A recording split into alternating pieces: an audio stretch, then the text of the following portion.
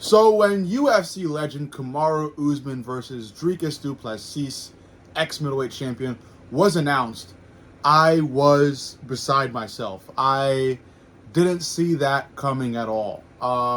My initial reaction was one of um, a little bit of confusion, a little bit of anger at Kamaru for, in my opinion, not believing in himself enough to stay in the game at welterweight and maybe at some point fight the current welterweight champ Islam Makhachev.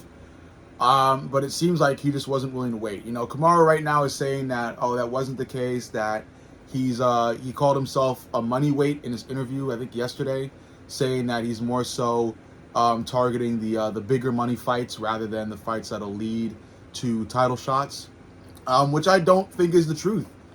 I think Kamaru Usman just got impatient.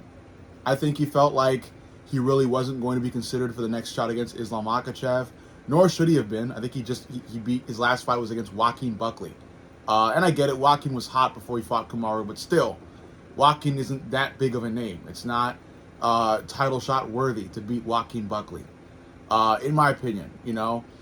But yeah, Kamaru kind of just ran out of patience and felt like middleweight was the better way to go.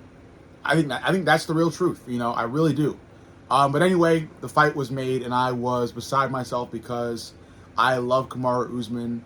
I am a big fan, and I feel like this is a nightmarish matchup. I really do. And Kamaru Usman is moving from a smaller weight class in welterweight to a larger one in middleweight. Not only that, he's moving from shorter opponents to taller ones. Dricus du Plessis, and I'm not a fan of him, Dricus du Plessis is one of the strongest UFC fighters I've seen yet. The guy has a lot of body strength. When he gets to the ground with people, he's more often than not able to ragdoll him.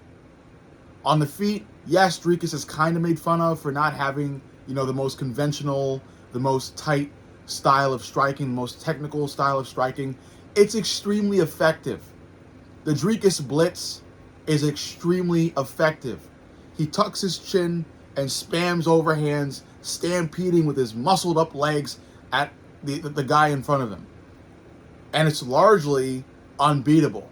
Because yes, if you're a great striker, you're able to get through maybe the first 3 or 4 punches, the first 3 or 4 overhands.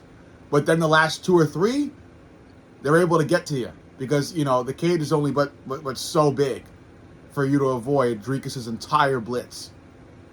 The key, I think, to beating the Dricus Blitz is to have a good straight punch and to have good punch placement. Because although, Dricus' chin is lowered, and maybe not a straight punch, but good punch placement. Because although Dricus' chin is lowered, there's a good chance to land a pretty hefty uppercut or maybe a good jump knee. There's some sort of strike you can throw that's pretty much either straight forward or straight up at an angle that can get to that chin of Dricus that's tucked to his chest. I think there are ways to eliminate the Dricus Blitz. You just have to be, smart enough. You have to be smart enough, and you have to have really good timing. Like a Conor McGregor does, or a Mauricio Hufi, or a Yair Rodriguez, or a Michael Venom Page.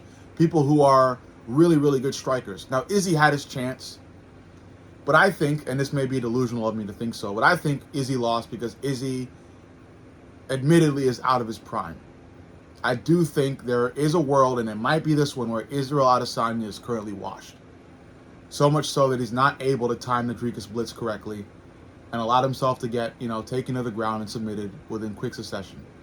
But I think a better striker could land something big during the Dricus Blitz. I do not think Kamaru Usman is the guy to do so. That's another thing. I think what scares me about this fight is Kamaru Usman's lack of strength coming from a lighter weight class and fighting a monster in Dricus du Plessis. Kamaru Usman is known for mixing up really well, being able to strike really well, and go to the ground whenever he wants and dominate people there. I do not think he can do that to Dricus. I don't think so. I think the only thing Kamaru really can use in his tool chest is a jab or a cross or, again, some sort of maybe up kick to eliminate the Dricus Blitz. because that is the main worry. I think that for Kamaru Usman needs to be the main concern. Surviving the blitz. The blitz is insane. It is a freight train coming at you that you, like, more often than not, cannot really evade. You know, like I said, you can really incorporate head movement to get past the first, 3 or 4 overhands, but those last 2 are going to tag you. They were able to more often than not tag Sean Strickland. That's what really got Sean, or rendered Sean useless in his fights against Dricus, and ended up forcing Sean to utilize certain styles of striking that look ridiculous, like that big, wide,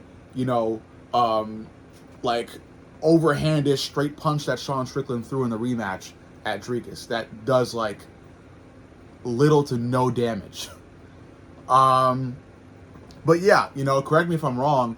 I feel like there are really no weapons in Kamaru Usman's chest that he can use against Dricus. If Kamaru wants to bring it to the ground, I think Dricus would love that.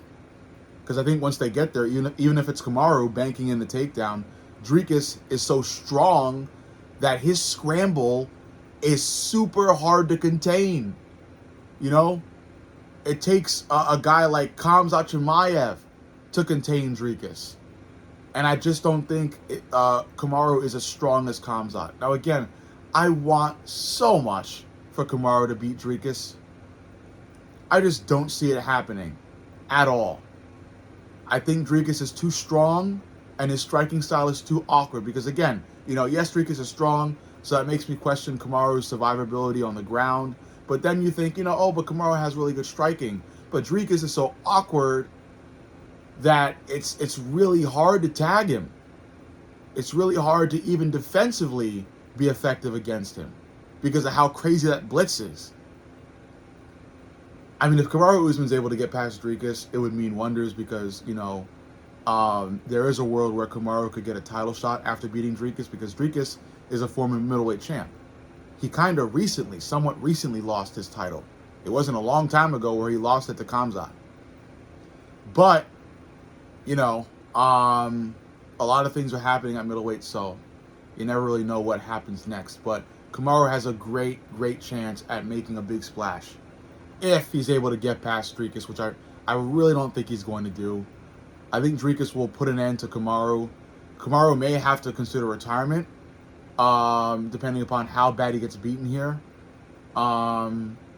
If he gets straight up, if he gets a straight up canvas snap from the Dricus blitz, then I think retirement really does need to be considered. But if he ends up in some sort of like close decision loss against Dricus where he's not too far damaged, then we could see a comeback. Not a comeback that ends in a title win, but a comeback that ends in another couple good fights. But I think this is a very, very, very big risk for Kamaru. It's a very, very, very bad matchup. I just don't love it. I think maybe this matchup was a little bit beef infused because Dricus considers himself, I think, the first African, like truly African UFC champion because he trains in Africa. And, the 3 African kings of the UFC took offense to that. Francis Ngannou, Israel Adesanya, and Kamaru. So this may be Kamaru's, I don't know, I think he may feel that this shot is a chance at revenge in favor of Izzy and Francis and himself. But I think this is just not a good way of seeking it out. I just don't, I think what would have been better is if Kamaru was able to test, his middleweight abilities against some other middleweight fighter, maybe lower in the ranks. But I understand that Kamaru, I believe, has fought at middleweight before, or maybe not.